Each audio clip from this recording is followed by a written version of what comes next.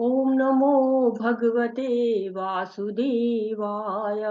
ॐ नमो भगवते वासुदेवाय।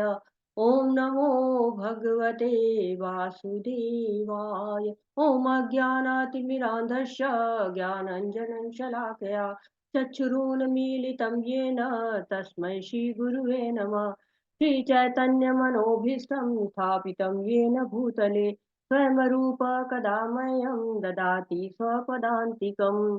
वन्देऽहं श्रीगुरु श्रीयुतपदकमलं श्रीगुरून् वैष्णवांश्च श्रीरूपं साग्रजातं सहगण रघुनाथ अन्वितं तं सजीवं साद्वैतं सावधूतं परिजनसहितं कृष्ण चैतन्यदेवं श्रीराधा कृष्णपादान् सहगण ललिता श्रीविशाखा अन्वितांश्च। हे कृष्ण करुणा सिंधु दीनबंधु जगतपते गोपेश गोपिका कांत राधा कांत नमस्ते। तप्त कांचन गौरांगी राधे वृंदावनेश्वरी वृषभानुसुते देवी प्रणमामि हरिप्रिये। नमो विष्णुपदाय कृष्णपृष्ठाय भूतले श्रीमति भक्ति वेदांत स्वामी इति नामिनी।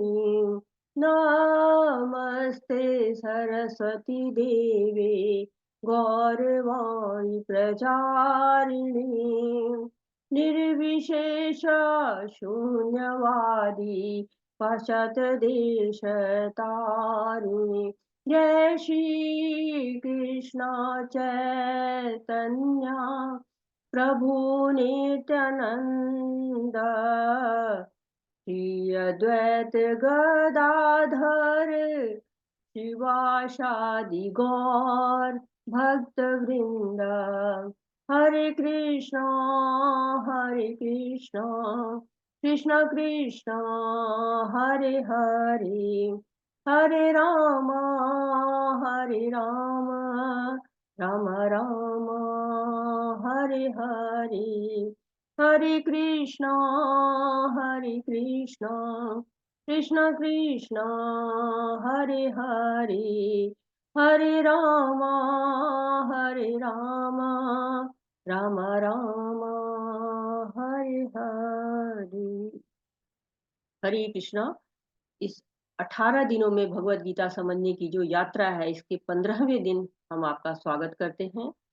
आज की जो इस यात्रा के प्रत्येक शब्द को मैं अपने आध्यात्मिक गुरु श्री प्रभुपाद जी को और राधा गोविंदा मंदिर के अध्यक्ष और इस पाठ्यक्रम के जनक हमारे प्रभु जी नमो निष्ठा दास प्रभु जी को सशत नमन करती हूँ और समर्पित करती हूँ। और साथ ही साथ सारे अपने शिक्षा गुरुओं को, अपने दीक्षा गुरुओं को, सबको नमन करती हूँ और आप सारे भक्तों का अभिनंदन करती हूँ, स्वागत करती हूँ और पांचांग प्रणाम। हरे कृष्णा। तो आज का अध्याय हम शुरू कर रहे हैं जिसका नाम है पुरुषोत्तम योग। इसके पहले कल हमने 14वें अध्याय में पढ़ा था कि गुणातीत लोग कैसे हो जाते हैं, किस तरह से गुणातीत लोग के लक्षण क्या होते हैं, उनके आचरण क्या होते। तो कहा गया कि माम च यो व्याभिचारेण भक्ति योगेन सेवते सगुणान संतीत्यान ब्रह्म भूयाय कल्पते। तो ब्रह्म के स्तर को प्राप्त कर लेते हैं और कहते हैं ब्रह्म भूत प्रसन्नात्मा न सोचती न कांक्षति। तो जब ब्रह्म भूत प्रसन्न आत्मा हो जाती है तो ना वो जो है वो किसी भौतिक आसक्ति में पड़ती है, न किसी गुणों के बंधन में पड़ती है, सबको समभाव से देखती है। और क्यों? वो जानती है कि बीज प्रदाता कौन है। ये हमको 14वें अध्याय में बताया गया कि बीज प्रदाता हमारे पिता हैं। और इस कारण से हम सब क्या कहते हैं, अगर हम ये चीज जान जाते हैं कि बीज प्रदाता हमारे पिता हैं, तो फिर हम शांति से रह सकते हैं और हम एक भाईचारे के साथ रह सकते हैं। और हम जान सकते हैं कि एक ही सर्वोच्च जो है वो हमारा पिता परमेश्वर है। और साथ ही साथ हमने जाना कि 3 गुण होते हैं, सतोगुण, रजोगुण और तमोगुण। और सतोगुण में लोग सुख से बन जाते हैं, रजोगुण में लोग आसक्ति से बन जाते हैं, मोह से, राग से बन जाते हैं, और तमोगुण में लोग आलस्य और प्रमाद से बन जाते हैं। तो और जब इनसे बंध जाते हैं तो उनकी गति क्या होती है, जो सतोगुणी होते हैं वो क्या कहते हैं कि उच्च लोकों में जाते हैं। कहते हैं ऊर्ध्व गच्छन्ति सत्वस्था मध्ये तिष्ठन्ति राजसा। तो जो मध्य में रहते हैं वो जो है वो रजोगुणी होते हैं, और जो तमोगुणी होते हैं वो क्या करते हैं, वो नीचे की योनियों में जाते हैं। तो इस तरह से हमारी जो योनियां हैं वो निर्धारित होती हैं कि हम जो है वो रजोगुण में है कि तमोगुण में है या सतोगुण में है। तो सतोगुणी हमेशा उच्च लोक में पहुंचते हैं। जो हमारे भूलोक है, भूलोक से ऊपर के जो लोक होते हैं उनको हम जो है वो उच्च लोक कहते हैं। तो भगवान कहते हैं कि जो ये समझ लेता है, जो यह जान जाता है, उसकी मुक्ति निश्चित हो जाती है। यह एव वेति पुरुषः प्रकृति च गुणेशः सर्वथा वर्तमानोपि न स भूयो भी जायते।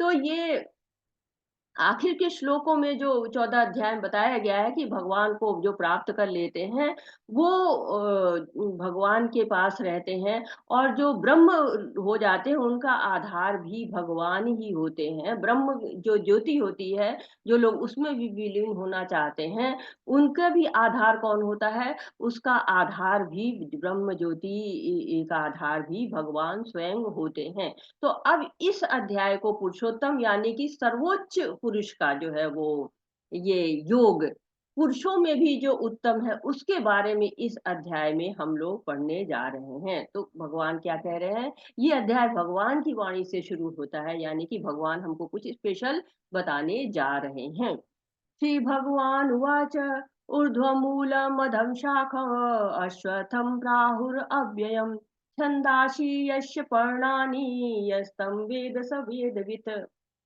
भगवान ने कहा जाता है कि एक शाश्वत वृक्ष है जिसकी जड़ें तो ऊपर की ओर है और शाखाएं नीचे की ओर, तथा पत्तियां वैदिक स्रोत है। जो इस वृक्ष को जानता है वह वेदों का ज्ञाता है। तो अब ये कुछ एक अजीब से वृक्ष की बात भगवान कर रहे हैं, और कह रहे हैं कि भगवान इस जो है वृक्ष के बारे में बताते-बताते एक चीज़ और भी कह रहे हैं कि ये बहुत ही जो है वो ऊर्ध्वमूलम् अधम शाखम, इसकी जो जड़ें हैं वो ऊपर की ओर हैं और जो शाखाएँ हैं वो नीचे की ओर होती हैं। तो आप लोग लिख के बताइए कि क्या कोई ऐसा पेड़ आपने देखा है जिसकी जो है जड़ें ऊपर की ओर है और शाखाएँ नीचे की ओर है? आप चैट बॉक्स में भी लिख सकते हैं और आप हैंड रेज़ भी कर सकते हैं। कि आपने ऐसा वृक्ष देखा है क्या जिसकी जड़ें ऊपर की ओर हैं और शाखाएं नीचे की ओर हैं? कोई इस तरह का जो है वृक्ष आपने देखा हुआ है? हैंड रेज करिए या चैट में लिखिए आप। माधुरी शर्मा माता जी, हरे कृष्णा माता जी। जी माता जी, कृष्ण माता, हरे कृष्ण। हरे कृष्णा। माता जी, जलाशय के ऊपर पड़ा पाया जाता है पेड़। इसकी शाखाएं जो होती है ऊपरी तरफ होती हैं, और जड़ें जड़ें ऊपरी तरफ हैं, शाखा नीचे की तरफ होती हैं। जी माता जी, हरे कृष्णा, बहुत सुंदर। तारा माता जी, हरे कृष्णा। कुछ करो के बा। हरे कृष्णा, तारा माता जी, अनम्यूट हुआ। हरे कृष्णा। आप फिर से जो है वो म्यूट हो गए माता जी, हरे कृष्णा। हाँ, अब जो माता जी ने जवाब दिया मेरा अब वही जवाब है। माता जी सेम जी जवाब है। जी, बहुत सुंदर। देखिए सुधीर प्रभु जी, हाँ बताइए प्रभु जी, हरे कृष्णा, अनम्यूट होइए। प्रभु जी आप अनम्यूट नहीं हो रहे, मैं आपको ऑप्शन दे रही हूँ, अनम्यूट होइए।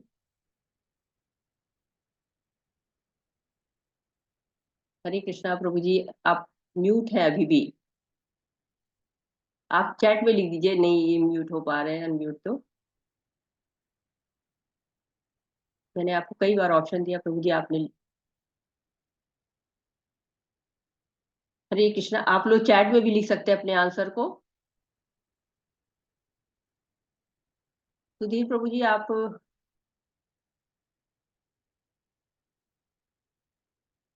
नहीं हो पा रहे अनम्यूट। ठीक है, जैसे माता जी ने कहा, तारा माता जी और माधुरी माता जी ने कहा कि ऐसे वृक्ष जो है वो पाए जाते हैं नदी के किनारे पर। हम लोग ने सबने देखा है ऐसे वृक्षों, क्योंकि हम अगर तालाब के किनारे जाते हैं या नदी के किनारे जाते हैं तो हमको वृक्ष परछाई के रूप में दिखते हैं। जब हम परछाई देखते हैं तो देखते हैं कि वृक्ष उल्टा है, यानी कि जो नीचे की तरफ जो जड़ें होती हैं, वो नीचे की तरफ ऊपर की तरफ होती हैं और पेड़ जो है वो नीचे की तरफ दिखाई पड़ता है, ऐसा पानी में दिखता है। जैसे कि कहते हैं कि बाज़ार में अगर आप जाते हैं और कोई नकली चीज़ देखते हैं, नकली जैसे मिट्टी के फल देखते हैं, तो इसका मतलब है कि कहीं असली फल भी होता है।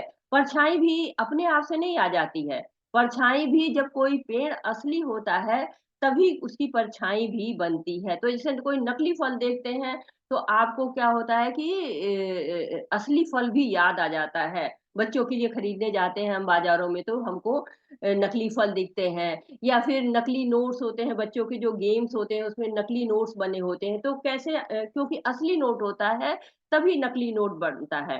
तो इसका मतलब कि कहीं न कहीं असली पेड़ है, इसीलिए ये नकली पेड़ बना हुआ है। ये नकली पेड़ क्या है? भौतिक जगत है और असली पेड़ क्या है? असली पेड़ आध्यात्मिक जगत है। तो ये एक पेड़ बना है जो आप चित्र में देख रहे हैं कि नकली पेड़ जो है वो नीचे की तरफ है और जो असली पेड़ है वो ऊपर की तरफ है। तो इन दोनों में अंतर क्या है? ये ऊपर-नीचे दिखने वाले पेड़ों में अंतर क्या है? तो जो ऊपर पेड़ दिखाई दे रहा है, जो आध्यात्मिक जगत वाला पेड़ हिस्सा दिखाई दे रहा है, ये पेड़ शाश्वत है। और जो उल्टा पेड़ है, वो शाश्वत तो है लेकिन दुखालयम है और साथ ही साथ व्यक्त-अव्यक्त होता रहता है। उसको अशाश्वतम भी कहा जाता है। क्यों? क्योंकि वो उसमें सृष्टि होती है, फिर प्रलय हो जाता है, उस वक़्त वो नहीं दिखाई पड़ता है। तो ये दुखालयम होने की वज़ह से क्या होता है, इसमें सुख भी आता है, दुःख भी आता है, तो ये सुख-दुःख भरा ये संसार है।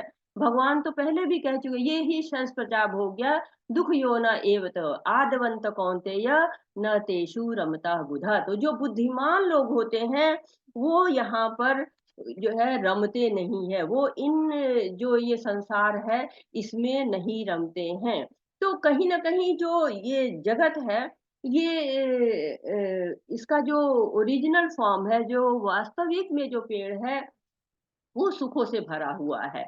तो वो कौन-सा सुखों से भरा हुआ है? वो भगवान का धाम है। भगवान का जो धाम होता है, उसका सुख असली होता है। इस जगत के जो सुख होते हैं, वो समय के साथ समाप्त हो जाते हैं। क्यों? क्योंकि यहाँ पर काल शक्ति कार्य करती है। जो आध्यात्मिक जगत है, वहाँ काल शक्ति कार्य नहीं करती है। लेकिन जो ये जगह है, यहाँ पर काल शक्ति कार्य करती है और नकली सुख जो है, वो कभी हमको संतुष्टि प्रदान नहीं कर सकता है। जैसे कि अगर आपको जाए किसी पेड़ से और असली फल तोड़ के खाएँ तो कितना स्वादिष्ट लगता है।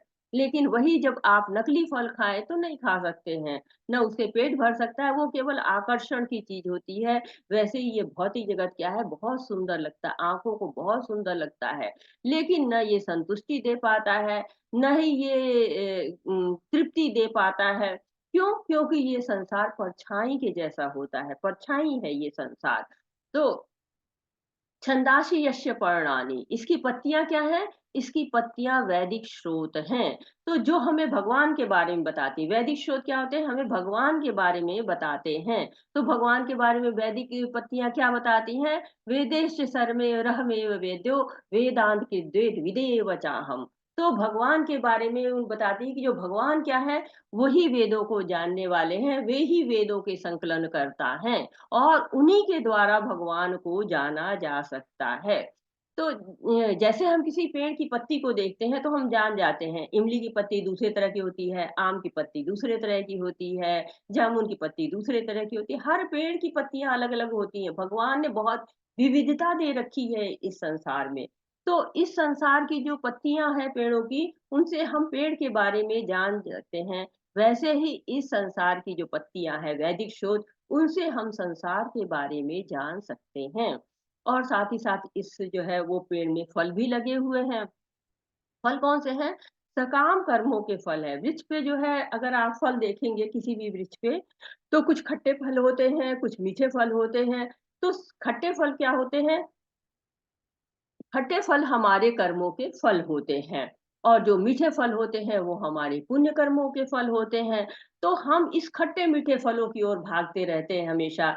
तो जीव की तुलना एक तरह से हम बंदर से भी कर सकते हैं जो इस शाखा से उस शाखा पे कूदता रहता है, कभी खट्टे फल खाता है, कभी मीठे फल खाता है। तो वैसे ही जीवात्मा क्या करती है, इसी सुख की तलाश में, इसी के जो है भोग के तलाश में एक योनि से दूसरी योनि जो है वो भटकती रहती है। तो प्रभुपाद जी तात्पर्य में बताया उन्होंने कि जो भौतिक जगत है, उसकी जड़ें ब्रह्मा के लोक तक हैं। जो ब्रह्मा जी का लोक जहाँ तक है, वहाँ तक ये भौतिक जगत है। तो हमने पढ़ा है, अभी पिछली बार जब हमने गोलोक चार्ट देखा था, तो हमने जाना था कि ब्रह्मा जी का लोक तक भौतिक जगत होता है। यानी कि हमको भगवान तक जाने के लिए और ज़्यादा प्रयास करना पड़ेगा। ब्रह्मा जी का लोक तक हम पुण्य कर्मों के बल फलों पे जाते हैं और वहाँ कुछ दिन सुख भोगते हैं और उसके बाद वहाँ से चले आते हैं। तो भौतिक संसार रूपी जो वृक्ष है, उसका पोषण प्रकृति के 3 गुणों के द्वारा मिलता है। जो पानी होता है, पानी से पोषण मिलता है ना, जो हम किसी भी पेड़ को, तो जो पोषित होता है, अर्थात जितना हम प्रकृति के गुण से बढ़ते जाएँगे, ये पेड़ और बड़ा होता जाएगा और हम इसी में उलझते हुए चले जाएँगे। तो इसी वृक्ष से अगर हमको बाहर निकलना है तो क्या करना होगा? इस वृक्ष का वास्तविक स्वरूप का अनुभव इस जगत में नहीं हो सकता, क्योंकि हम जो देख रहे हैं वो केवल परछाई मात्र है, वृक्ष का वास्तविक स्वरूप नहीं है। तो भौतिक जगत इतना विस्तारित है कि जीवात्मा इससे बाहर निकल ही नहीं पाती है। तो करना क्या चाहिए? ये हम जो है आगे भी देखेंगे और हम बताते हैं कि करना क्या चाहिए? हमको विरक्ति के शस्त्र से काटना चाहिए। जैसे धागे उलझ जाते हैं, उसको सुलझा नहीं सकते हैं, काट कर ही सुलझा सकते हैं, उसी तरह से इस भौतिक संसार को सुलझाना बहुत ही मुश्किल होता है। इसमें से क्या है, वैराग्य के द्वारा बाहर निकल सकते हैं। तो फिर प्रयास करना है हमको, इस संसार में लौटना नहीं है। क्यों? क्योंकि ये मनुष्य योनि बहुत मुश्किल से मिलती है, ये कर्म योनि है और हमें सुरक्षित जगह जाने के लिए क्या करना है, भगवान की शरण ले लेनी चाहिए। और वो शरण हमको मिलती कहाँ से है? भक्ति से मिलती है। तो भौतिक संसार में हमारी रक्षा भगवान की भक्ति ही कर सकती है। जब हमें भगवान की संगति का उच्च स्वाद मिल जाता है, तो हम इस भौतिक संसार की जो है संगति नहीं करना चाहते हैं। ये भौतिक संसार का जो निम्न स्वाद है उसको नहीं चखना चाहते। कहते क्या है? विषया विनिवर्तन्ते निराहारस्य देहिना रसो वर्ज रसोपस्य परम दृष्टा निवर्तिते। तो ये भगवान का असली जो है वो स्वाद हमें चखना है। हमें किसी भी प्रकार के जो उल्टा वृक्ष है उसके भोग के पीछे नहीं पड़ना है। तो हमें भगवान की शरण लेनी है, भगवान के धाम में जाने का प्रयास करते रहना है। ये इस वृक्ष को जानने वाला जो है वो ही भगवान के पास जाता है और भगवान के धाम को प्राप्त करता है। प्रभुपाद क्या कहते हैं, इस भौतिक जगत के बंधन की तुलना अश्वत्थ के वृक्ष से की गई है। जो व्यक्ति सकाम कर्मों में लगा है उसके लिए इस वृक्ष का कोई अंत नहीं है। वह एक शाखा से दूसरी में, दूसरी से तीसरी में घूमता रहता है। इस जगत रूपी वृक्ष का कोई अंत नहीं है और जो इस वृक्ष में आ सकता है उसकी मुक्ति की कोई संभावना नहीं है। वैदिक शोध जो आत्मोन्नति के लिए है, वे ही इस वृक्ष के पत्ते हैं। इस वृक्ष की जड़ें ऊपर की ओर बढ़ती हैं, क्योंकि इस ब्रह्मांड के सर्वोच्च लोक से प्रारंभ होती है, जहाँ पर ब्रह्मा स्थित है। यदि कोई इस मोह रूपी अविनाशी वृक्ष को समझ लेता है, तो वह इससे बाहर निकल सकता है। हम 13वें अध्याय तक यह देख चुके हैं कि भगवत भक्ति ही सर्वोत्कृष्ट विधि है। भक्ति का मूल सिद्धांत है भौतिक कार्यों से विरक्ति और भगवान की दिव्य सेवा में अनुरक्ति। इस अध्याय के प्रारंभ में संसार में आसक्ति तोड़ने की विधि का वर्णन हुआ है। इस संसार की जड़ें ऊपर की ओर बढ़ती हैं।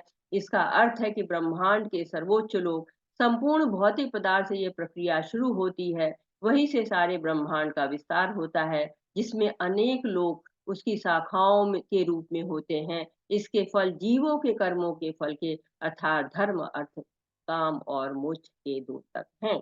तो प्रभुपाद जी ने कई चीजें इसमें समझाई हुई हैं कि अश्वत्थ वृक्ष जो है वो सकाम कर्मों में जो लोग लगे रहते हैं उनके लिए जो है वो ये वृक्ष घुमाता ही रहेगा, इस लोक से उस लोक घुमाता ही रह जाएगा। क्योंकि जिसकी आसक्ति यहाँ पर होती है वो अपनी आत्मोन्नति नहीं कर सकते, लेकिन जो पत्तियां वैदिक स्रोत हैं वो आपको रास्ता दिखाती हैं, उनके माध्यम से हम भगवान तक पहुंच सकते हैं। और वैराग्य से हम इसको, जो आसक्ति हमने इस भौतिक जगत में लगाई है, इसको काट सकते हैं। तो भौतिक कार्यों से विरक्ति होनी चाहिए, भगवान से अनुरक्ति होनी चाहिए और इस वैराग्य से ही हम भगवान तक पहुंच सकते हैं, भगवान के निकट जा सकते हैं। ऐसा वृक्ष जलाशय के निकट पाया जा सकता है। हम देख सकते हैं कि जलाशय के तट पर उगे वृक्ष का प्रतिबिंब जल में पड़ता है, तो उसकी जड़ें ऊपर तथा शाखाएं नीचे की ओर दिखती हैं। दूसरे शब्दों में यह जगत रूपी वृक्ष आध्यात्मिक जगत रूपी वास्तविक वृक्ष का प्रतिबिंब मात्र है। यह आध्यात्मिक जगत का प्रतिबिंब हमारी इच्छाओं में स्थित है। इच्छाएं मेन है, डिजायर, ये देखिए ये दिखा रहे हैं, डिजायर, डिजायर की वजह से ही इस वृक्ष का निर्माण होता है। जिस प्रकार वृक्ष का प्रतिबिंब जल में रहता है, जो व्यक्ति भौतिक जगत से बाहर निकलना चाहता है, उसे वैश्लेषिक अध्ययन के माध्यम से इस वृक्ष को भली भांति जान लेना चाहिए, फिर वह इस वृक्ष से अपना संबंध विच्छेद कर सकता है। तो इस वृक्ष को अच्छी तरह जानना है, जो आध्यात्मिक जगत है, इसको अच्छी तरह जान लेना कि आध्यात्मिक जगत में हम कैसे जाएँगे। इस वृक्ष की जो जड़ें हैं, देखिए कितनी जो है वो जड़ें हैं, जो एक-दूसरे से उलझी हुई जड़ें हैं। इनको जब काटेंगे, एक-एक को काटेंगे, तब जाके हम इसको निकल पाएँगे, क्योंकि बहुत ज़्यादा जो है वो आसक्ति इस जगत में है। इस जगत की आसक्ति से निकल पाना आसान नहीं होता है, और प्रकृति के 3 गुण जो होते हैं, इसके पोषण का कार्य करते रहते हैं। तो हमें भगवान की जो है वो उच्च स्वाद को पाना चाहिए, और भगवान के जगत में जाने का प्रयास करना चाहिए। ये जगत जो है वो हमको केवल दुःख प्रदान करता है, और गतियाँ लेकिन हम यहाँ से प्राप्त कर सकते हैं। उच्च गति भी प्राप्त कर सकते हैं और निम्न गति भी प्राप्त कर सकते हैं। तो हमारा प्रयास रहना चाहिए कि हम उच्च गति को प्राप्त हों। इस वृक्ष की शाखाएं ऊपर तथा नीचे फैली हुई हैं, और प्रकृति के 3 गुणों द्वारा पोषित है। इसकी टहनियां इंद्रिय विषय हैं। इस वृक्ष की जड़ें नीचे की ओर भी जाती हैं, जो मानव समाज के सकाम कर्मों से बधी होती हैं। तो क्या कह रहे हैं, ये अश्वत्थ वृक्ष है, इसकी शाखाएं चारों ओर फैली हुई हैं। जो निम्न योनियां हैं, जैसे पशु है, गाय है, घोड़े हैं, बिल्लियां हैं, ये सब क्या है कि निचले भाग में है, और ऊपरी भाग में उच्च योनियां हैं, जैसे देवता है, गंधर्व है, इनमें हम जा सकते हैं। भौतिक जगत में जो सामान्य पेड़ होता है, उसका पोषण जल से होता है, परंतु इसका पोषण प्रकृति के 3 गुण, सतोगुण, रजोगुण और तमोगुण से होता है। वृक्ष की जो टहनियाँ होती है, इंद्रिय विषय क्या होते हैं? जो इंद्रियों से देख पाते हैं। आँख का इंद्रिय विषय है कि हम बहुत अच्छा देखें, सुंदर-सुंदर रूपों को देखें, हम बहुत खुश होते हैं जब हम बहुत अच्छे पहाड़, नदियाँ, जल, प्रकृति की सुंदरता को देखते हैं, निहारते हैं। गंध है, तरह-तरह की गंध है, फूलों की, पत्तियों की, हम अपने आस-पास जो है वो पेड़ों में सुगंध पाते हैं। कितनी चीज़ें हैं जो हमें गंध देती हैं, और हम उनके पीछे भागते रहते हैं। शब्द, वाणी की तरफ हम बहुत आकर्षित होते हैं, और साथ ही हम रूप की ओर तो अत्यधिक आकर्षित होते हैं, स्पर्श की ओर भी अत्यधिक आकर्षित होते हैं। तो ये जो सहायक जड़ें हैं वो क्या है? राग और द्वेष हैं। और राग और द्वेष क्या होता है? जब हम राग करते हैं किसी चीज़ से, आसक्ति हमारी हो जाती है, तो हम इसमें और उलझते चले जाते हैं, और अगर हमारा किसी से द्वेष हो जाता है, तो भी हम इसका बंधन और हमको बाँधता चला जाता है। और जड़ों को मजबूती देने का काम कौन करता है? सकाम कर्म करते हैं। जो कर्म जो है जिनके द्वारा हमारा स्वार्थ पूरा होता रहता है, जो हम स्वार्थ की पूर्ति के लिए जो कार्य करते रहते हैं, उनको सकाम कर्म कहते हैं। तो ये सकाम कर्म करके हम अपने आप को इस जगत के बंधन में और डालते रहते हैं। तो इस वृक्ष से बाहर निकलना है तो क्या करना होगा? इस वृक्ष के वास्तविक स्वरूप का अनुभव इस जगत में नहीं किया जा सकता है। कोई भी नहीं समझ सकता कि इसका आदि कहाँ है, अंत कहाँ है, या इसका आधार कहाँ है। लेकिन मनुष्य को चाहिए कि इस दृढ़ मूल वाले वृक्ष को विरक्ति के शस्त्र से काट गिराए। तत्पश्चात उसे ऐसे स्थान की खोज करनी चाहिए जहाँ जाकर लौटना न पड़े, और जहाँ उस भगवान की शरण ग्रहण की जाए, जिससे अनादिकाल से प्रत्येक का सूत्रपात तथा विस्तार होता आया है। तो क्या कह रहे हैं कि क्या करना चाहिए? कि हमें इस वृक्ष से बाहर निकलने का प्रयास करना चाहिए। तो इस वृक्ष के जो वास्तविक स्वरूप है, इसका अनुभव तो नहीं हो सकता है, क्योंकि ये तो केवल परछाई मात्र है। जब परछाई होती है तो क्या होता है? ज़रा-सा एक आप जल में परछाई है, उसमें एक ढेला डाल दीजिए, सारी परछाई जो है हिल जाएगी, हलचल होती रहती है, क्योंकि वो सब नकली है ना, वास्तविक नहीं। वास्तविक पेड़ पे आप एक पत्थर उछालिए, वो आराम से खड़ा रहेगा, चाहे जो कर लीजिए वो खड़ा रहेगा। लेकिन अगर परछाई है तो एक कंकड़ आपको पूरी हलचल मचा सकता है। तो भगवान कृष्ण क्या है, जो आदि मूल है, जो वास्तविक जड़ तो हमारी वहां से है। अगर हम पता लगाएं कि हमारे पिता कौन थे, उनके पिता कौन थे, उनके पिता कौन थे, उनके पिता कौन थे, उनके पिता कौन थे, तो धीरे धीरे हम भगवान कृष्ण तक पहुंच जाएंगे। क्योंकि प्रत्येक वस्तु उन्हीं से निकली है। इसी कारण से क्या है, हमको उनकी ही शरण लेनी चाहिए, क्योंकि जो हमारा असली घर है, हमें वही शरण मिलेगी। कहीं और जाएंगे तो हमें शरण तो नहीं मिलेगी, 2-4 दिन की शरण मिलेगी, फिर कहेंगे अपने घर जाओ। तो हमें अपने घर जाने का प्रयास करते रहना चाहिए। और कैसे करेंगे? श्रवणम कीर्तनम से। श्रवण कीर्तन करके भक्ति के मिलती है, और भक्ति के फलस्वरूप भगवान की प्राप्ति होती है। तो इस भौतिक जगत के विस्तार का कारण भी कौन है? भौतिक जगत के विस्तार का कारण भी भगवान ही है। जब हम चतुश्लोकी गीता पढ़ रहे थे तो भगवान ने कहा था, अहम सर्वस्व प्रभु, मैं ही जो है वो इस आध्यात्मिक जगत और इस भौतिक जगत दोनों का कारण स्वरूप हूँ। बहुत सुंदर ये श्लोक यहाँ पर है। इसको आप पढ़ भी सकते हैं, अपने साथ रख भी सकते हैं। बहुत सुंदर। तद भाय न तद न तद्भासते सूर्यो न शशांको न पावकः यद् गत्वा न निवर्तन्ते तद्धाम परमं मम। वह मेरा परम धाम न तो सूर्य या चंद्र द्वारा प्रकाशित होता है, और न अग्नि या बिजली से। जो लोग वहां पहुंच जाते हैं वे इस भौतिक जगत में लौट कर फिर नहीं आते हैं। अब भगवान बड़े जो है वो रहस्यमय बात बता रहे हैं, बहुत गुप्त रहस्य हमको दे रहे हैं। क्या गुप्त रहस्य दे रहे हैं? कि अपने धाम का वर्णन कर रहे हैं। आप देखिए कि अगर कोई आपकी जान पहचान का है, तो आपसे कितनी घनिष्ठता है कि वो आपको अपने घर तक का पता दे। जनरली क्या होता है कि ऑफिस में जाते हैं, मिलते मिलाते हैं और हम चले आते हैं, क्योंकि हमारा परिचय वहीं तक है। या फिर अगर हम उसको घर को देखें तो बाहर से देख सकते हैं, कब वो बाहर निकलते हैं, कब वो ऑफिस जाते हैं, कब वो काम पे जाते हैं, कब लौट के आते हैं। लेकिन उनके घर के अंदर जाते हैं तो ये तो घर के बारे में अगर कोई बता रहा है, यानी कि कोई हमारा बहुत अपना है, बहुत हमारा निजी है। तो भगवान जो है अपने धाम का वर्णन कर रहे हैं कि इस भौतिक जगत में सुख दुख आते हैं, संसार द्वंद्व से भरा हुआ है। लेकिन भगवान का आध्यात्मिक क्या है? वहां न दिन है न रात है, न सूर्य है न चंद्र है, प्रकाश ही प्रकाश है। लेकिन इसके लिए सूर्य और चंद्र की आवश्यकता नहीं है, क्योंकि जो ये भौतिक जगत है, ये ब्रह्मांड हमारा जो है वो अंधेरा है। इसमें अगर सूर्य ना हो, चंद्र ना हो, तो अंधेरे का साम्राज्य हो जाएगा। सूर्य और चंद्र के प्रकाश की आवश्यकता होती है। और सूर्य और चंद्र से भी काम नहीं चलता है, उसके बाद हमें अग्नि भी चाहिए, फिर बिजली भी चाहिए। हमको बहुत चीजें चाहिए हमको अपने सर्वाइवल के लिए। लेकिन जो वहां पर सारी वस्तुएं वो सब अपने स्वाभाविक रूप में है। वहां जो जड़ वस्तुएं होती है ना, वो भी प्राणहीन नहीं होती। जैसे हमारे यहाँ जड़ वस्तुएं क्या है, प्राणहीन होती है। लकड़ी आपको लगे, मतलब कहते हैं कि उसमें जीवन है, लेकिन हमको जो है क्या लगता है, प्राणहीन लगता है।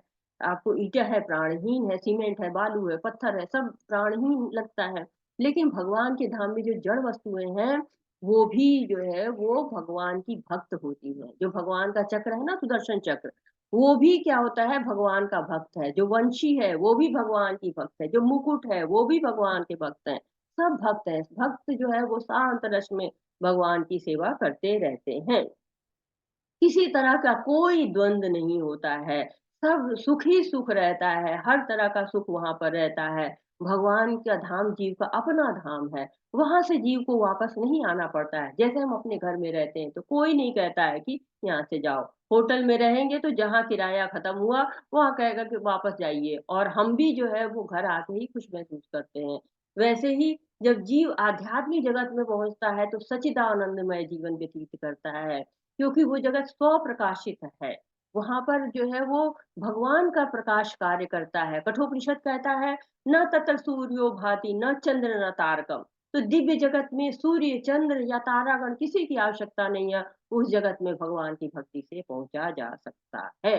तो ये भगवान के धाम की जो है वो वर्णन कर रहे हैं भगवान।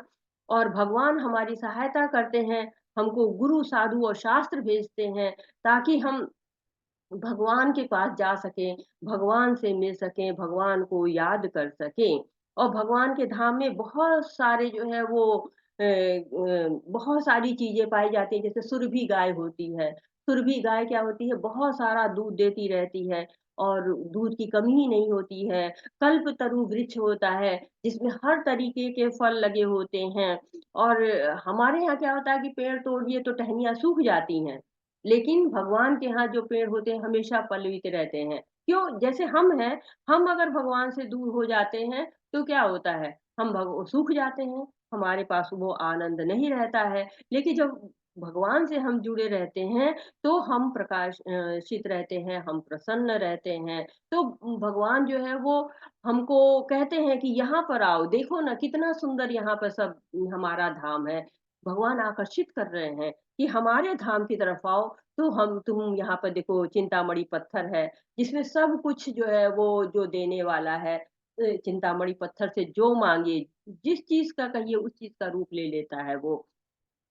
तो भगवान अपने धाम का पूरा वर्णन हम लोग के सामने कर रहे हैं। अब क्या वो कह रहे हैं यहाँ पर देखिए, हमको और घनिष्ठता दिखा रहे हैं कि इतना ही नहीं है कि मेरा धाम बहुत अच्छा, आ जाओ, ऐसा नहीं है। भगवान हमसे अपना संबंध बता रहे हैं अब कि कैसे हम आपको आकर्षित करें कि आप जो है वो आइए हमारे पास। ममेवांशो जीवलोके जीवभूता सनातन मनः षष्ठानि इंद्रियाणि प्रकृतिस्थानि कर्षति। इस बद्ध जगत में सारे जीव मेरे शाश्वत अंश है।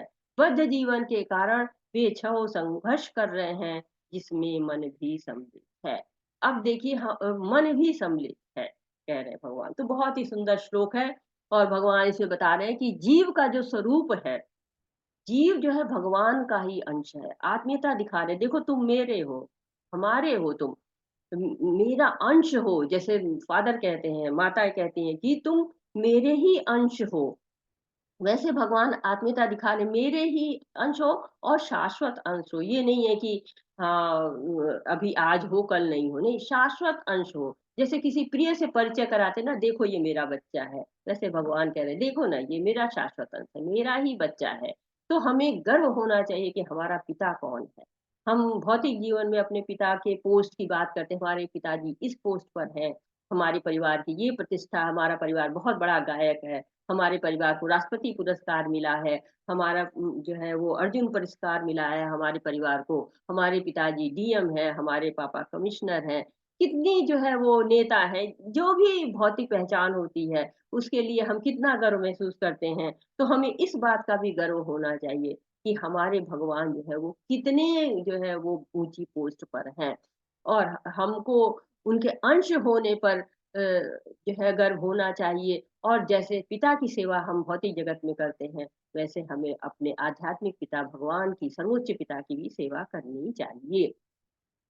इस माया में आके, भौतिक जगत में माया बड़ी जो है बलशाली होती है और वो आकर पकड़ लेती है हमें। तो भगवान अपनी चिंता करते हैं कि देखो भाई तुम मेरे अंश हो। और जैसे कि कोई बड़ा घर का होता है और वो छोटे कार्य में, भीख मांगने में, चोरी करने में लग जाता है तो परिवार को अच्छा नहीं लगता है। वैसे ही जब हम गलत कार्य करते हैं तो भगवान को अच्छा नहीं लगता है, भगवान प्रसन्न नहीं होते हैं। क्योंकि जीव अब इतने बड़े घर का बच्चा, पैसे ही पैसा है, वो जाके भीख मांग रहा है तो क्या होगा? अरे ये जो है वो, उसका फादर कहेगा कि मैं इतना पैसे वाला, मेरा बच्चा इतना संघर्ष कर रहा है, सड़कों पर भीख मांग रहा है। तो वैसे कहते कि तू मेरा बच्चा है, छह इंद्रियों से भोग करके तू परेशान है। तो आप कहेंगे इंद्रियां तो पांच ही होती हैं, हमने पढ़ा है। लेकिन मन क्या होता है? इंद्रियों का स्वामी होता है और मन भी उनके साथ मिल जाता है। और मन के मिल जाने से क्या होता है कि जीव परेशान होता रहता है। जीव जो है वो और ज्यादा इंद्रिय भोगों में पड़ता है, क्योंकि मन उधर की ओर ही बहलाता है, मन उधर की तरफ ही ले जाता है। तो एक कहानी होती है कि एक राजा होते हैं और राजा का बेटा होता है। तो बेटा जो है वो गुस्सा होकर राजा का घर छोड़ जाता है। जब राजा का घर छोड़ देता है तो वो बहुत संघर्ष करता रहता है अपने जीविका के लिए, लेकिन उसको कोई अच्छा नहीं मिल पाता है कोई कार्य। तो राजा को पता चलता है, वो अपने मंत्री को सहायता भेजते हैं कि जाओ उसकी सहायता करो। तो वो इनकार कर देता है कि नहीं, मुझे कोई सहायता नहीं चाहिए। तो फिर राजा उसको दूसरे मंत्री को भेजता है कि नहीं, बताना नहीं कि राजा ने भेजा है, और उसकी एक नौकरी लगवा देता है। जब नौकरी लगवा देता है तो प्रसन्न होकर अपना नौकरी करने लगता है।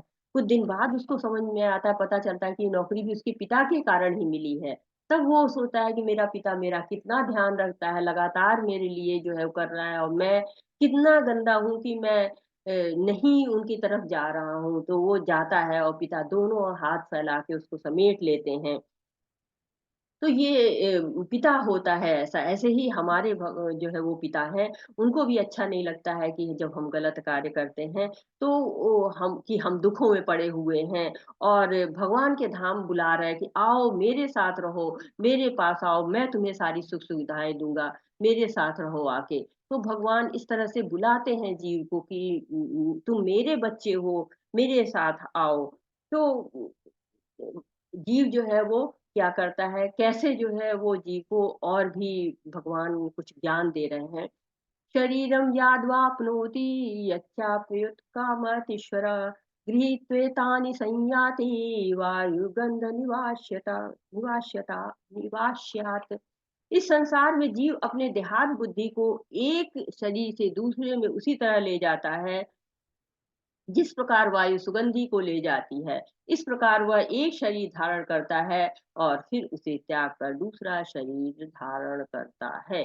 तो भगवान क्या बता रहे हैं कि जीव जो है वो अपनी इच्छा के अनुसार जैसी इच्छा करता है वैसा उसको शरीर मिलता है, और ये पूरी तरह से उसके ऊपर निर्भर है कि उच्च योनि में जाएगा कि निम्न योनि में जाएगा। दैवी चेतना में होगा तो उच्च लोक को प्राप्त करेगा और दैवी स्वरूप में रहेगा। परंतु उसकी चेतना अगर निम्न की होगी, पशु की होगी तो पशु रूप में, पक्षी की होगी तो पक्षी रूप में, पेड़ की होगी तो पेड़ रूप में, जैसी इच्छा करेगा वो वैसे पहुंच जाएगा। कैसे? जैसे सुगंध होती है, एक जगह से दूसरी जगह पहुंच जाती है, कोई ज्यादा मेहनत नहीं करना पड़ता उसको कि सुगंध को कि नहीं, कैसे वायु के साथ हो जाती है और चलती चली जाती है। वैसे मनुष्य क्या करता है, बहुत आराम से उसका देहांतरण होता रहता है, जिसको हम जीवन संघर्ष कहते हैं।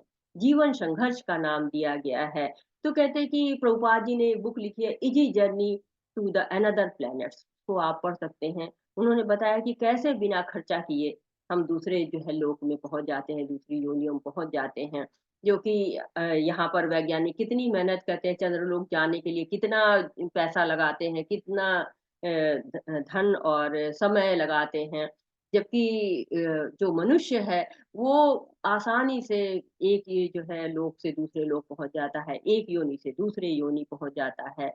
ये भगवान जो है वो हमको बता रहे हैं, और प्रभुपाद जी ने इस पे बुक भी लिखी हुई है जिसको आप पढ़ सकते हैं।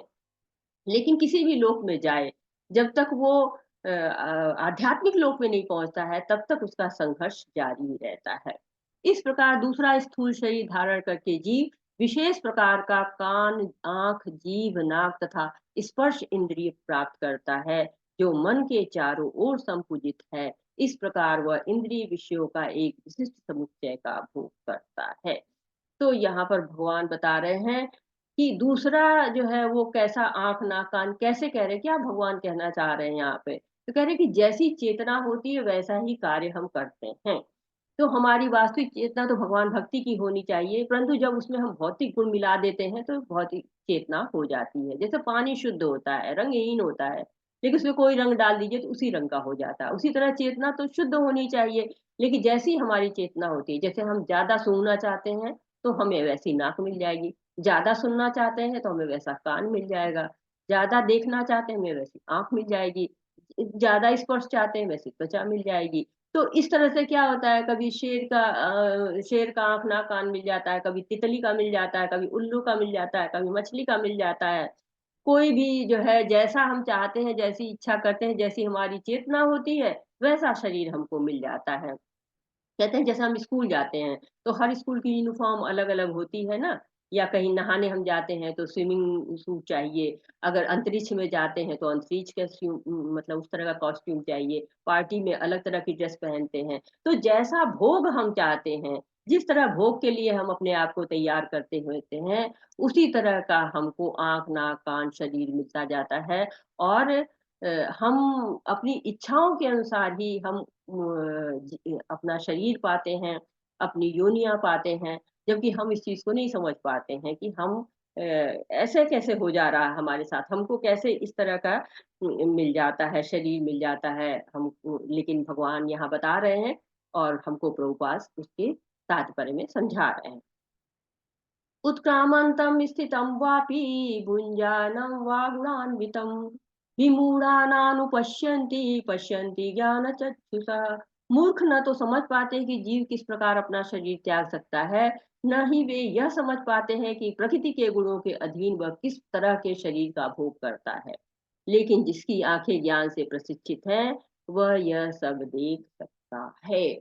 तो क्या चाहिए? ज्ञान चाहिए, ज्ञान चक्षुषा। जिसके पास ज्ञान होता है वो सब समझ जाता है, लेकिन मूर्ख लोग ये नहीं समझ पाते हैं कि वह प्रकृति के गुणों से बंधे हुए हैं, और वो उस स्थिति में भी प्रसन्न रहता है क्योंकि उसे पता ही नहीं है कि वो बंधा हुआ है।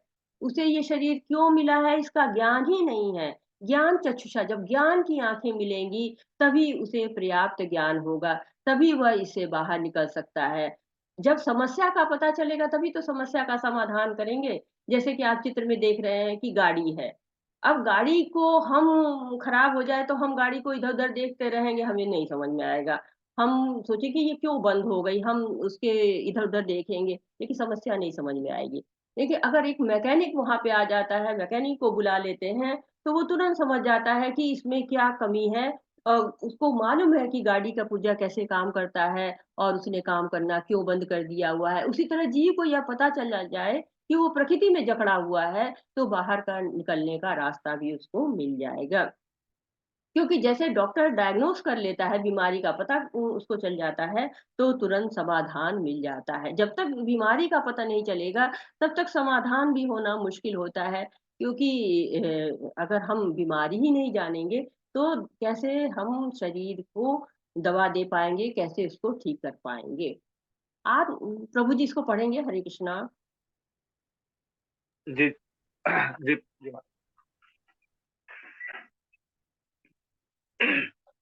आजकल ऐसे अनेक तथाकथित योगी हैं और योगियों के तथाकथित संगठन हैं, लेकिन आत्म साक्षात्कार के मामले में वे शून्य हैं। वे केवल कुछ आसनों में व्यस्त रहते हैं और यदि उनका शरीर संगठित तथा स्वस्थ हो गया तो वे संतुष्ट हो जाते हैं। उन्हें इसके अतिरिक्त कोई जानकारी नहीं रहती। ऐसे व्यक्ति आत्मा के देहांतरकरण को नहीं समझ सकते। ये केवल वे ही ये सभी बातें समझ पाते हैं जो सचमुच योग पद्धति में रमते हैं और जिन्हें आत्मा जगत तथा परमेश्वर की अनुभूति हो चुकी है। दूसरे शब्दों में जो अ, भक्ति योगी है वे ही समझ सकते हैं कि किस प्रकार से सब कुछ घटित होता है। हरे कृष्ण माता जी। हरे कृष्णा प्रभु जी, बहुत-बहुत धन्यवाद। तो यहाँ पर जो है वो बता रहे हैं आत्म साक्षात्कार। योगी जन जो होते हैं, अर्थात जो भक्त होते हैं, वो भगवान को जान पाते हैं, लेकिन जो भक्त नहीं है वो भगवान को नहीं जान पाते हैं। और वो भगवान को जानने के नाम पर आगे तो बढ़ते हैं, लेकिन बीच में ही संतुष्ट हो जाते हैं और भगवान को प्राप्त नहीं कर पाते हैं। तो जैसे कुछ लोग सिद्धि प्राप्त कर लेते हैं, बीच में रास्ते में गए और काफ़ी भगवान की भक्ति की और सिद्धियाँ मिल गईं, तो उन्हीं सिद्धियों के प्रदर्शन में लग जाते हैं और अपने यश और प्रशंसा, मान के चक्कर में फँसे रहते हैं, और जो मुख्य उद्देश्य था, जिसकी प्राप्ति के लिए उन्होंने शुरू किया था अपना भगवान की भक्ति, उस भक्ति को छोड़ देते हैं। लेकिन जो भक्ति योगी होते हैं, वो समझ जाते हैं और भक्ति योगी अपने भक्ति में लगे रहते हैं, रमे रहते हैं और भगवान को प्राप्त करते हैं। अगला श्लोक कह रहा है, गामाविश्य च भूतानि धारयाम्योजसा पुष्णामि चौषधी सर्वा सोमो भूत्वा रसात्मकः। मैं प्रत्येक लोक में प्रवेश करता हूँ और मेरी शक्ति से सारे लोक अपनी कक्षा में स्थित रहते हैं। मैं चंद्रमा बनकर समस्त वनस्पतियों का जीवन रस प्रदान करता हूँ।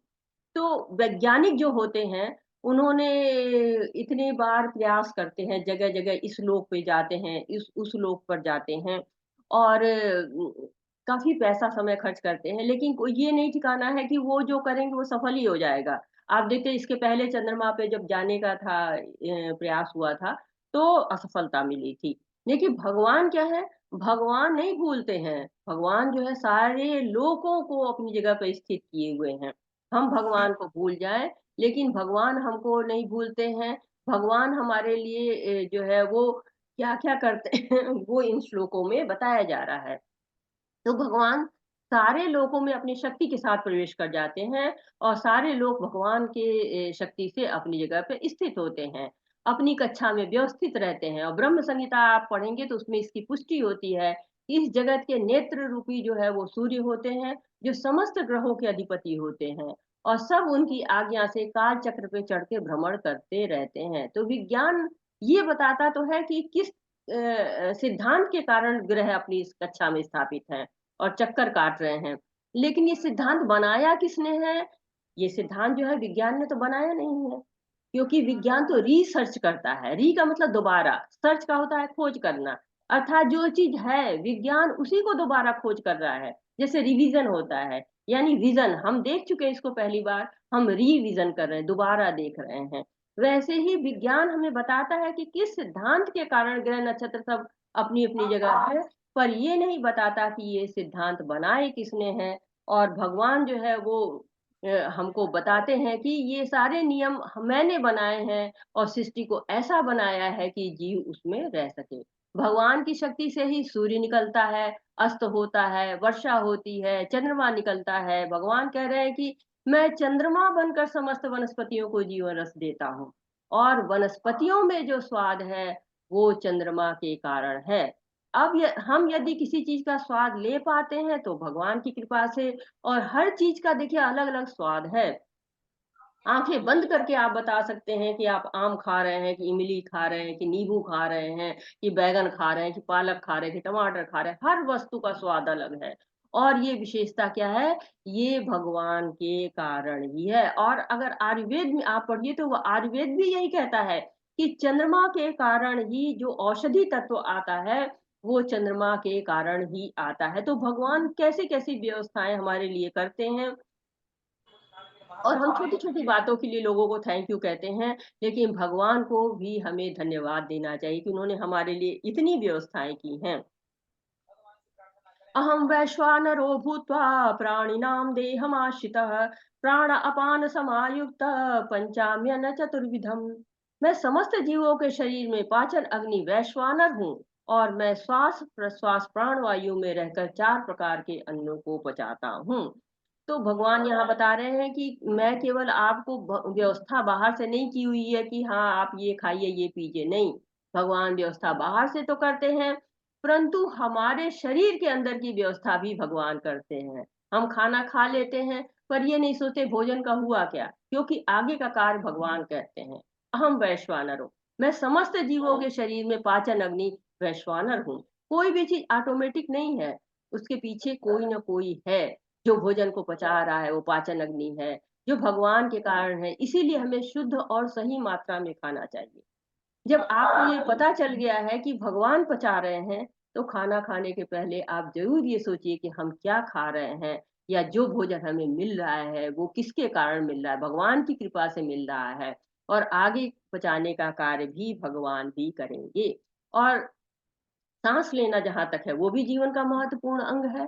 श्वास लेते समय हम प्राण वायु को ग्रहण करते हैं, लेकिन साँस लेना भूलते नहीं हैं। ये क्या है? ये भगवान की व्यवस्था है। हम सोते रहते हैं, तो भी हमारी जो है, जो धौंकनी है, वो चलती रहती है। तो 4 तरह के अन्न होते हैं, कौन-कौन से होते हैं? कुछ निगले जाते हैं, जैसे दूध है, पानी हम निगल लेते हैं। कुछ चबाते हैं, जैसे रोटी है, चावल है, इसको चबाते हैं। कुछ चाटते हैं, जैसे शहद है, च्यवनप्राश है, इसको चाट लेते हैं। कुछ चूसते हैं, जैसे गन्ना है, आम है। तो भगवान हर तरह की दृष्टि रखते हैं, हर तरह की व्यवस्था करते हैं हमारे लिए, ताकि हम भगवान को याद कर सकें उस और हम अपने जीवन को अच्छी तरह से रख सकें। भगवान इसकी पूरी व्यवस्था करते हैं। अब आगे भगवान क्या कह रहे हैं? भगवान अपने आप के बारे में बता रहे हैं कि मैं कहाँ रहता हूँ, मैं आपके जीवन में कहाँ पर हूँ। सर्वस्व चाहं हृदि सन्निविष्टो मत्ता स्मृतिज्ञानं पोहनं च वेदेश सर्वैरहमेव वेद्यो वेदांत कृद्वेद विदेव चाहम्। मैं प्रत्येक जीव के हृदय में आसीन हूँ और मुझसे ही स्मृति ज्ञान तथा विस्मृति होती है।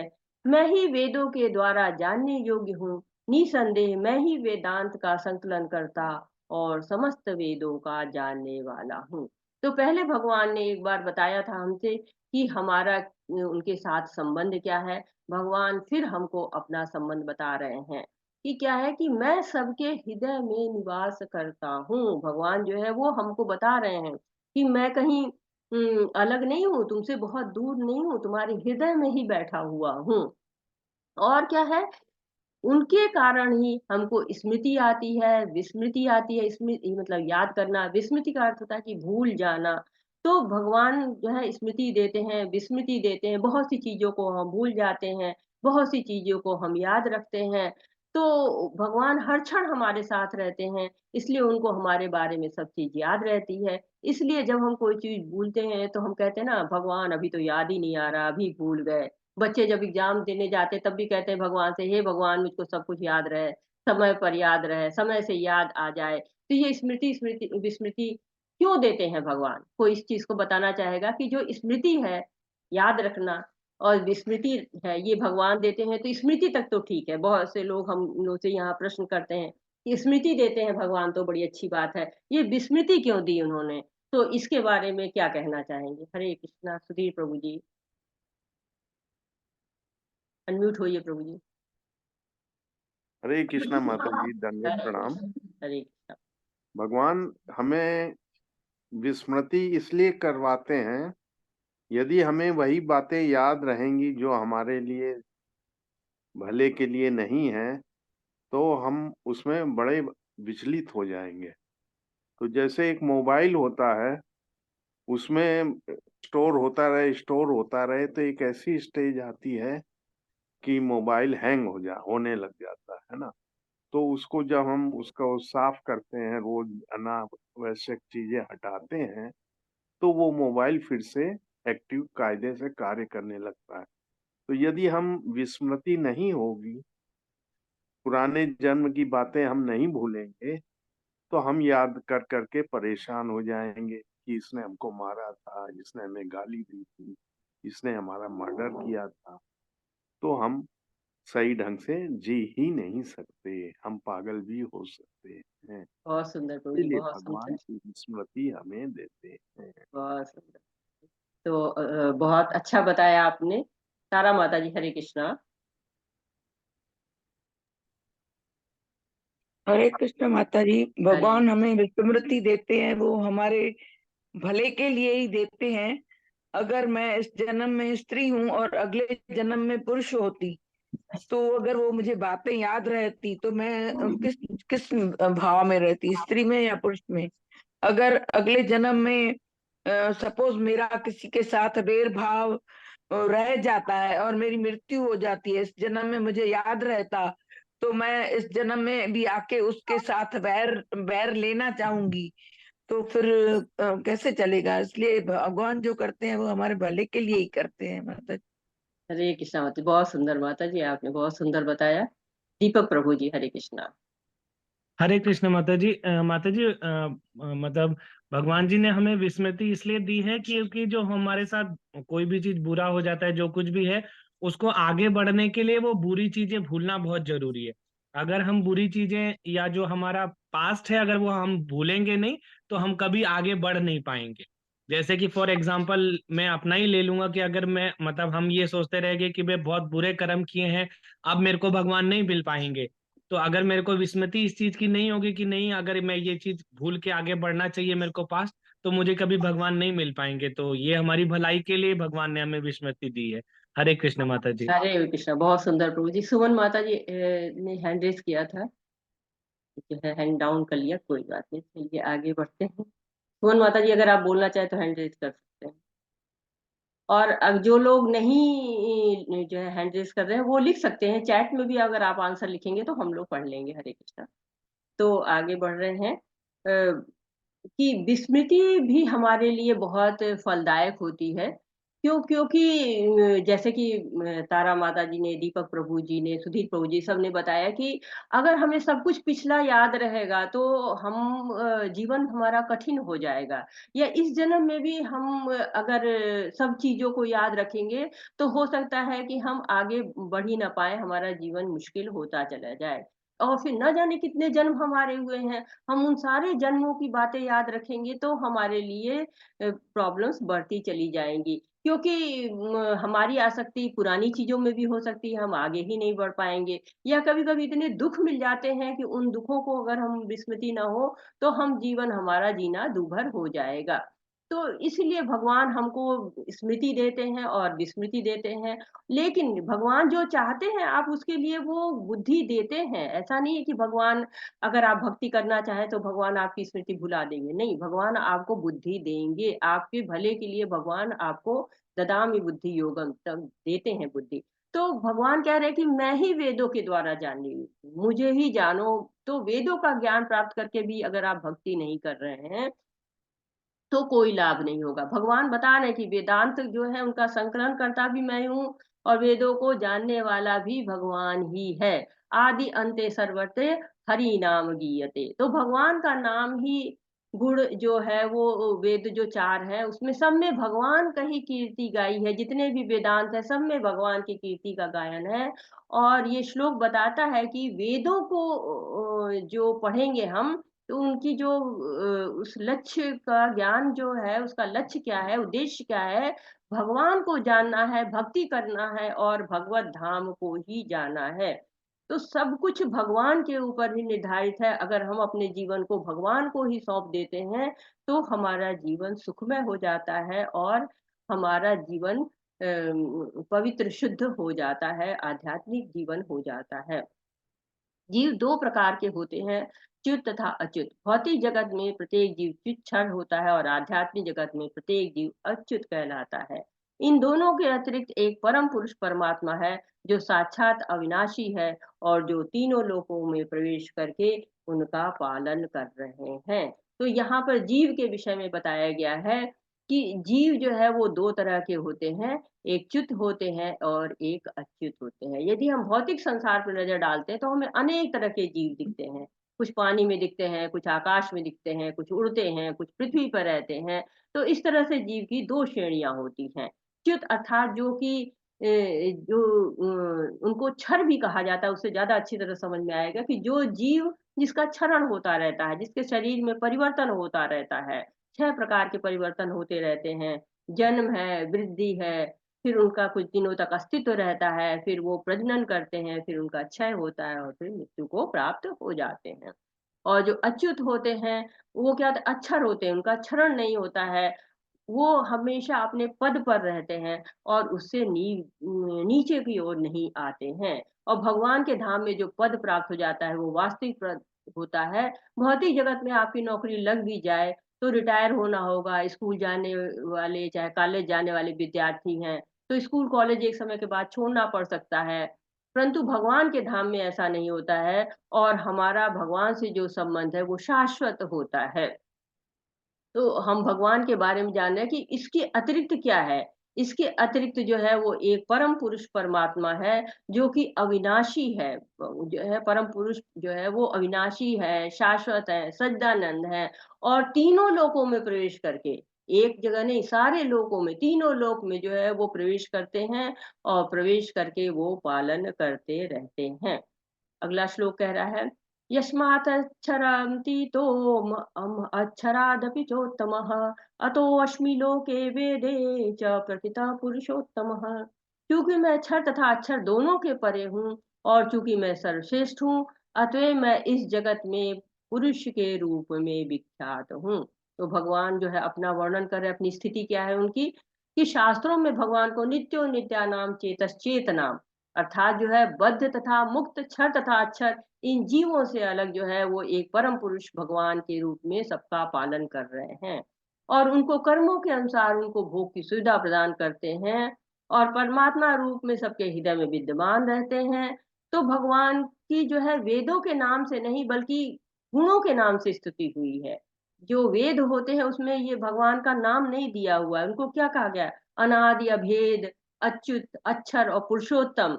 तो भगवान कह रहे हैं कि वो पुरुषोत्तम मैं ही हूँ। न मैं क्षर हूँ, न मैं अक्षर हूँ, मैं दोनों से परे हूँ, मैं ही सर्वश्रेष्ठ हूँ। ये भगवान हमको बता रहे हैं। यो मामेव सम्मूढ़ो जानाति पुरुषोत्तमं स सर्वविधिर्जयति मां सर्वभावेन भारत। जो कोई भी मुझे संशय रहित होकर पुरुषोत्तम भगवान के रूप में जानता है, वह सब कुछ जानता है। अतः हे भरतपुत्र, वह व्यक्ति मेरी पूर्ण भक्ति में रत होता है। तो भगवान क्या कह रहे हैं कि जो परम पुरुष के रूप में मुझे जानता है, उसे ज्ञान हो जाता है कि भगवान ही सृष्टि करता है, पालन करता है तथा विनाश करता है, सर्व कारण कारणम है और सब कुछ जानने वाले हैं। क्यों? क्योंकि उसे पूर्ण ज्ञान जिसको नहीं हो पाता है, वो क्या करता है? वो केवल चिंतन करता है। और जो पूर्ण ज्ञान जानता है, वो भक्ति करता है, भगवान को प्राप्त करता है। तो वैदिक ज्ञान ही श्रुति कहलाते हैं। और श्रुति का अर्थ क्या होता है? श्रवण द्वारा सीखना। तो श्रवण करके केवल सुनना नहीं है, बल्कि सीखना है, समझना है। केवल शुष्क चिंतन नहीं करना है, उसका उपयोग भी करना है, भगवान की सेवा में उपयोग करना है। उपयोग करने का उचित रास्ता क्या होता है? भगवान की सेवा करना। तो जो जानते हैं भगवान को, उनकी सेवा करते हैं। इति गुह्यतं शास्त्रम् इदं मुक्तं मया नघ एतद् बुद्ध्वा बुद्धिम् कृतश्च भारत। हे अनघ, यह वैदिक शास्त्रों का सर्वाधिक गुप्त अंश है, जिसे मैंने अब प्रकट किया है। जो कोई इसे समझता है, वह बुद्धिमान हो जाएगा और उसके प्रयास पूर्ण होंगे। तो भगवान जो है वो बता रहे हैं कि जो मुझे जो है शास्त्रों के अनुसार जानता है, जो मुझे भगवान के रूप में जानता है, पुरुषोत्तम के रूप में जानता है, सर्वाधिक गुप्त अंश ये प्रकट कर रहे हैं भगवान कि ये गुप्त ज्ञान जो है वो उन्होंने हमारे ऊपर प्रकट किया है। और ये गुप्त क्यों है? क्योंकि ये सबको नहीं मिलता है, सब लोग इसको नहीं जान पाते हैं। क्योंकि जो बहुत नजदीक होता है वही भगवान के अंदर की बातों को जानता है कि भगवान कौन है, भगवान क्या है, भगवान कहाँ रहते हैं, भगवान कहाँ आते हैं, भगवान कहाँ जाते हैं। तो ये सारी जो चीजें जो बताई जा रही हैं, ये भगवान का गुप्त अंश है। मनुष्य में जो कमियां होती है, उसका मुख्य कारण क्या होता है? भौतिक पदार्थों के प्रति आसक्ति होती है। और उस आसक्ति को हम कैसे दूर कर सकते हैं? ये भी भगवान इस अध्याय में वर्णित कर चुके हैं। और साथ साथ ही भगवान ने स्वयं के बारे में बताया है, अपने पुरुषोत्तम रूप का वर्णन किया है। इसलिए ये अध्याय बहुत ही महत्वपूर्ण हो जाता है, क्योंकि इसका नाम ही है पुरुषोत्तम योग। पुरुषों में उत्तम, पुरुषोत्तम। तो इस अध्याय में बताया गया। इस अध्याय के बाद क्या कह रहे हैं कि ये बता रहे हैं कि क्या ये संपत्ति मेरी है? ये सोच रहा है, ये जो है जीव जो है वो सोच रहा है कि क्या ये संपत्ति मेरी है? और क्या सही दृष्टि क्या होती है? कहते हैं कि मतलब झूठी प्रतिष्ठा से जो मुक्त होते हैं, वो उनको सब कुछ कृष्ण पर छोड़ देते हैं। और जो लोग झूठी प्रतिष्ठा से युक्त होते हैं, वो लोग क्या कहते हैं कि ये ना तुम्हारी हिम्मत कैसे हुई मुझे मूर्ख कहने की। तो ये जो है, जो फॉल्स ईगो है, मिथ्या अहंकार है, झूठी प्रतिष्ठा है। और जो सही दृष्टि होती है, जो भ्रम में मुक्त होते हैं, वो कहते हैं कि मेरे पास जो कुछ भी दिया गया है वह कृष्ण की दया के कारण है। और जो भ्रम से युक्त होता है, वो कहता है मैं इतना पैसा कमाता हूँ क्योंकि मैं सुपर टैलेंटेड हूँ। तो सोचने की दृष्टि है, और जैसी दृष्टि होती है वैसे ही हमको दृष्टिकोण बनता है। और वैसे ही हम अपने रिश्तों को बनाते हैं। तो सच्चा रिश्ता किससे बनाना है?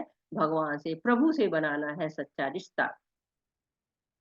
और प्रभुपाद इस विषय में हमको बता रहे हैं कि जहाँ भी भक्ति होती है, वहाँ भौतिक कल्मश नहीं होता। भगवत भक्ति तथा स्वयं भगवान एक, क्योंकि दोनों आध्यात्मिक है। भक्ति परमेश्वर की अतरंगा शक्ति के भीतर होती है। भगवान एक सूर्य के समान है और अज्ञान अंधकार है। जहाँ सूर्य विद्यमान है, वहाँ अंधकार का प्रश्न ही नहीं उठता। अतः जब भी प्रामाणिक गुरु के मार्गदर्शन के अंतर्गत भक्ति की जाती है, तो अज्ञान का प्रश्न ही नहीं उठता है। तो यहाँ पर भगवान को जो है वो बता रहे हैं कि भगवत भक्ति करनी है, क्योंकि भगवत भक्ति और भगवान दोनों आध्यात्मिक है। और हमको गुरु का मार्गदर्शन चाहिए। गुरु, साधु और शास्त्र भगवान ने हमको दिए हैं सही रास्ता दिखाने के लिए। तो गुरु ही हमारे अज्ञान को दूर कर सकता है। जैसे हम कहते हैं ना, ओम अज्ञान तिमिरांधस्य ज्ञानांजन शलाकया, तो गुरु ही हमारे अज्ञान को मिटा सकता है। प्रत्येक व्यक्ति को चाहिए कि कृष्ण भावनामृत को ग्रहण करे और बुद्धिमान तथा शुद्ध बनने के लिए भक्ति करे। जब तक कोई कृष्ण को इस प्रकार नहीं समझता और भक्ति में प्रवृत्त नहीं होता, तब तक सामान्य मनुष्य की दृष्टि में कोई कितना बुद्धिमान क्यों न हो, वो पूर्णतया बुद्धिमान नहीं है। तो मायापुर में एक भक्त है, वो कहते हैं कि एवरीथिंग प्लस कृष्णा जो है, समथिंग प्लस कृष्णा एवरीथिंग, और something minus Krishna is nothing. तो जहाँ पर कृष्ण नहीं है वहाँ कुछ भी नहीं है, और कृष्ण के बिना जो है जो रहता है वो बुद्धिमान नहीं है, चाहे कितना भी बुद्धिमान दिखे, नथिंग है वो। जिस अनग शब्द से अर्जुन को संबोधित किया गया है वह सार्थक है। अनग अर्थात हे निष्पाप का अर्थ, जब मनुष्य पाप कर्मों से मुक्त नहीं हो जाता तब तक कृष्ण को समझ पाना कठिन है। उसे समस्त कलमश समस्त पाप कर्मों से मुक्त होना होता है, तभी वह समझ सकता है। लेकिन भक्ति इतनी शुद्धता शक्तिमान होती है कि एक बार भक्ति में प्रवृत्त होने पर मनुष्य स्वतः निष्पाप हो जाता है। तो अगर स्वतः निष्पाप होना है, जैसे अर्जुन था, अनग कहा गया अर्जुन को, तो उसी तरह से अगर मनुष्य अनग हो जाता है, भगवान के पास जुड़ जाता है, तो वो अनग हो जाता है। सबसे महत्वपूर्ण बात जिस पर विजय पानी है वह हृदय की दुर्बलता। पहला पतन प्रकृति पर प्रभुत्व जताने की इच्छा के कारण होता है, दूसरे हृदय की दुर्बलता है। जब कोई अधिकाधिक प्रभुत्व जताने की इच्छा करता है तो वह भौतिक पदार्थ के स्वामित्व के प्रति आसक्त होता है। इस संसार की सारी समस्याएं इन्हीं हृदय की दुर्बलताओं के कारण है। इस अध्याय के प्रथम 5 श्लोकों में हृदय की इन्हीं दुर्बलताओं से अपने को मुक्त करने की विधि का वर्णन हुआ है, और छठे श्लोक से अंतिम श्लोक तक पुरुषोत्तम योग की विवेचना हुई है। तो प्रभुपाद जी ने हमको ज्ञान और अज्ञान के विषय में बताया और कहा कि जब हम भगवान से जुड़ते हैं तो हमारे तब हम अज्ञान से हट जाते हैं। भगवान की तुलना सूर्य से हुई है, और चैतन्य चरितामृत में कहा गया है, कृष्ण सूर्य सम होए माया अंधकार, जहाँ सूर्य नहीं होए माया अधिकार। तो हम प्रार्थना करते हैं भगवान से कि हमको जो है वो अपने प्रकाश में रखें, क्योंकि भगवान के प्रकाश से हमारी आंखें खुल जाती हैं। वेदों में भौतिक ज्ञान भी है, आध्यात्मिक ज्ञान है, लेकिन उद्देश्य क्या है? केवल भगवान को जानना है। तो ये अंतिम श्लोक क्या कहा गया है? इति गुह्यतम शास्त्रम इदम प्रक्तम मया नघ। तो हम निष्पाप हो जाते हैं जब हम इस शास्त्र को पढ़ते हैं, भगवान को जानते हैं। तो अर्जुन ने कहा था कि धर्म सम्मूढ़ चेता, हृदय की दुर्बलता उनको पकड़ ली थी, तो उन्होंने भगवान की शरणागति ली, भगवान से जुड़े और निष्पाप हो गए। वैसे ही हमको भी निष्पाप हो जाना चाहिए भगवान से जुड़ के, और जब हम परछाई को देखें तो हम समझ जाते हैं कि कहीं ना कहीं असली पेड़ है। तो भगवान की जो ये बहिरंगा शक्ति है प्रकृति, और जीव क्या है? अतरंगा शक्ति है, पराशक्ति है। तो जीव को वेदों के कर्म कांड में नहीं उलझ के, हमको कर्म कांड इसलिए बनाए गए हैं कि हम इनके द्वारा भगवान तक पहुंच जाएं। हमें भगवान तक जाने का प्रयास करना है, भगवान से मिलने का प्रयास करना है। और प्रभुपाद क्या कह रहे हैं यहाँ पर? भगवान की यह वृक्ष वास्तविक वृक्ष का प्रतिबिंब होने का वास्तविक प्रतिरूप है। आध्यात्मिक जगत में सब कुछ है। ब्रह्म को निर्विशेषवादी इस भौतिक वृक्ष का मूल मानते हैं, और सांख्य दर्शन के अनुसार इसी मूल से पहले प्रकृति पुरुष और अब 3 गुण निकलते हैं, और फिर स्थूल पंच तत्व, पंच महाभूत, फिर 10 इंद्रियां, मन आदि। इस प्रकार वे संसार के 24 तत्वों में विभाजित करते हैं। यदि ब्रह्म समस्त अव्यक्तियों का केंद्र है तो एक प्रकार से यह भौतिक जगत 180 अंश गोलार्ध में है, और दूसरे 180 गोलार्ध में आध्यात्मिक जगत है। क्योंकि यह भौतिक जगत उल्टा प्रतिबिंब है, अतः आध्यात्मिक जगत में भी इस प्रकार की विविधता होनी चाहिए। प्रकृति परमेश्वर की बहिरंगा शक्ति है, और पुरुष साक्षात परमेश्वर है। इसकी व्याख्या भगवत गीता में हो चुकी है। क्योंकि यह अव्यक्ति भौतिक है, अतः क्षणिक है। प्रतिबिंब भी क्षणिक होता है, क्योंकि कभी वह दिखता है और कभी नहीं दिखता। परंतु यह स्रोत जहाँ से प्रतिबिंब प्रतिबिंबित होता है और शाश्वत है। जब कोई कहता है कि अमुक व्यक्ति वेद जानता है, इससे वह समझा जाता है कि वह इस जगत की आसक्ति से विच्छेद करना जानता है। यदि वह इस विधि को जानता है तो समझिए वास्तव में वेदों को जानता है। जो व्यक्ति वेदों के कर्म कांड द्वारा आकृष्ट होता है, वह इस वृक्ष की सुंदर हरी पत्तियों से आकृष्ट होता है। वह वेदों के वास्तविक उद्देश्य को नहीं जानता, वेदों का उद्देश्य भगवान ने स्वयं प्रकट किया है। वह यह है कि इस प्रतिबिंबित वृक्ष को काटकर आध्यात्मिक जगत के वास्तविक वृक्ष को प्राप्त करना है। तो भगवान ने जो है, प्रभुपाद जी कह रहे हैं कि हमारा शरीर ये पंच महाभूतों से बना है, इसमें 10 इंद्रियां हैं और साथ ही साथ मन भी है, सूक्ष्म तत्व हैं, और ये सारे जो है वो हमारे शरीर का निर्माण करते हैं, इस भौतिक जगत का निर्माण करते हैं, और साथ ही साथ एक आध्यात्मिक जगत भी है जहाँ हमें पहुंचना है। और हमें वेदों में जो है वो भगवान को ढूंढना है और भगवान को जानना है। हमें इसकी जो है वो सकाम कर्मों की तरफ नहीं जाना है, हमको भगवान को जानना है, भगवान की तरफ हमको जाना है। क्यों? क्योंकि ये जो है कहते हैं कि जो है लाइफ हमारी जो है वो हमको प्रिपरेशन के मिली है, और डेथ जो है एग्जामिनेशन के लिए मिली है। तो हमको पूरी लाइफ भगवान की भक्ति करनी है, ताकि जो जीवन का अंतिम समय है उसमें के उस समय हम आराम से भगवान के धाम को जा सकें। वाछाकल्पतरुभ्यश्च कृपा सिन्धुभ्य एव च पतितानां पावनेभ्यो वैष्णवेभ्यो नमो नमः। अनंत कोटि वैष्णव वृंद की जय। श्रील प्रभुपाद की जय। हरे कृष्णा कृष्ण कृष्ण हरे हरे, हरे राम राम राम हरे हरे। हरे कृष्णा। सभी को हरे कृष्णा। हरे कृष्ण माता जी, कोटि कोटि नमन माता जी। हरे। तो सभी लोग जो भी प्रश्न है वो दे सकते हैं, और साथ ही हम ये कहेंगे कि आप लोग अपने क्विज को पूरा करिए और लेवल 2 में जाइए। लेवल 2 में जाने की 2 विधियां हैं। एक विधि तो ये है कि आप क्विज करिए और जो है वो और पढ़ने के लिए आगे बढ़िए। जो आप ज्ञान प्राप्त कर रहे हैं, आपको मेरी बातें नहीं समझ में आई हैं, कोई बात नहीं। अभी और अच्छे अच्छे आपको शिक्षा गुरु मिलेंगे जो आपको बहुत अच्छी तरह से डिटेल में समझाएंगे, और आप उनसे वहां पर समझेंगे, भगवत गीता को समझेंगे। साथ ही साथ और आगे बढ़ेंगे तो और भी कई पुस्तकें हैं जिनको हम पढ़ सकते हैं आप। तो लेवल 2 में एक विधि तो ये है जाने की कि आप क्विज करते रहिए और आगे बढ़ते रहिए, और हमारे पास लेवल 6 तक चल रहा है इस समय, तो आप वहां तक जा सकते हैं।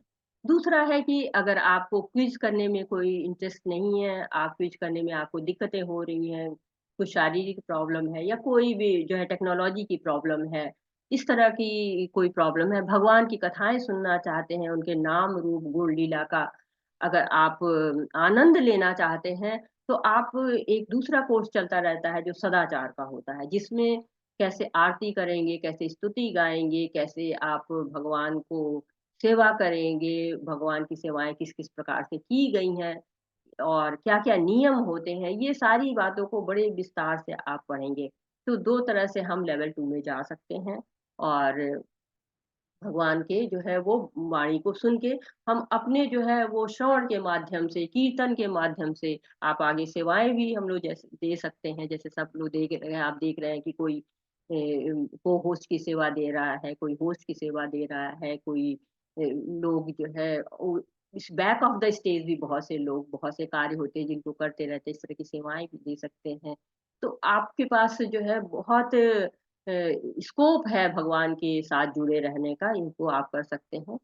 आज के विषय में अगर आपका कोई प्रश्न है, कोई सुझाव है, कुछ आप बताना चाहते हैं, कुछ शेयर करना चाहते हैं, तो बहुत बहुत मोस्ट वेलकम। हरे कृष्णा प्रभु जी, आपके ऊपर ओवर टू यू, आप कुछ बताना चाहते हैं। हरे कृष्णा। जी नहीं माता जी, इतना सुंदर चैप्टर था आज का कि आई होप सबको समझ में आया होगा। और आप अगर तो इससे रिलेटेड जिज्ञासा करिए जी प्रभु जी, जिज्ञासा जो है वो करने से समझ में आता है कि हाँ आपको समझ में आ रहा है कि नहीं आ रहा है। अगर जी आपको जी कुछ जी कहना चाहते हैं, नहीं समझ में आता है, तो आप वही लिखिए। अगर आप प्रश्न नहीं करना चाहते, तो कोई आपके मन में कोई बात आ रही तो आप उसको भी शेयर कर सकते हैं। जी, कोई चीज शेयर करना चाहते हैं आप लोग तो हैंड रेस करके शेयर कर सकते हैं। अब तक की जो हमारी 15 चैप्टर हो गए हैं उसमें आपका मतलब अनुभव कैसा था, कैसा लगा?